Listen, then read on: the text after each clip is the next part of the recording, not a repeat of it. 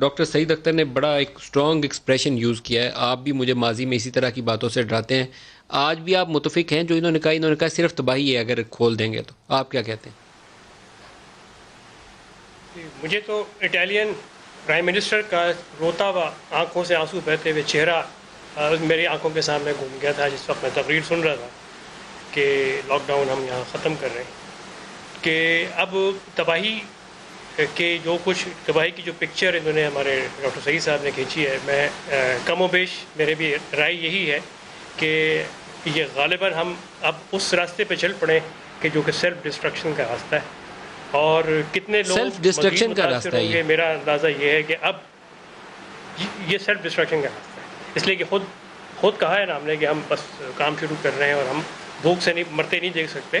تو اب ٹھیک ہے، جو اب شاید ہزاروں نہیں، شاید اب لاکھ، 1.5 لاکھ، 2 لاکھ وی ول بی لکی کہ اگر اتنے مریض نہ ہو جائیں ہمارے یہاں اگلے چند ہفتوں میں، 6-7 ہفتوں میں، 8 ہفتوں میں. اور اموات کی شرح کیا ہوگی ہم نے دیکھ ہی لیا کس رفتار سے. اب تعداد 1500 ہے.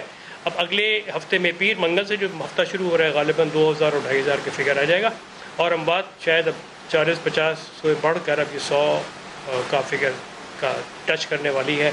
شاید عید اللہ کرے خیریت سے گزر جائے، اس کے بعد شاید یہی ہوگا. جو ڈاکٹر سعید نے جو پکچر کھینچی میں پوری طرح متفق ہوں اس بات سے. تو کریں کیا پھر سر؟ ان کو کیسے گھروں میں بند کریں؟ حکومت تو ان کو کھانا نہیں پہنچا سکے گی. آپ نے سندھ میں دیکھ لیا ہے، نہیں، میرا پنجاب نہیں کے خیال. بہت سارے علاقوں میں یہ صورتحال ہے، کے پی میں یہ صورتحال ہے، اب بلوچستان میں لارجسٹ نمبر اب آف ہم جہاں ڈاکٹرز پہنچ گئے نا، انفیکٹڈ ہیں. 90 ڈاکٹرز پرہیپس جسٹ ان اب ہم بلوچستان. وہ کیا کریں کیا پھر؟ جی اب ہم دیکھیے، اب ہم جہاں پہنچ گئے نا، جو ہمارے پاس ٹائم تھا نا، جو ونڈو آف اپرچونٹی ملی تھی ہمیں مارچ سے لے کے مارچ پورا، اپریل آدھا، 6 ہفتے، وہ ٹائم ہم نے نکال لیا.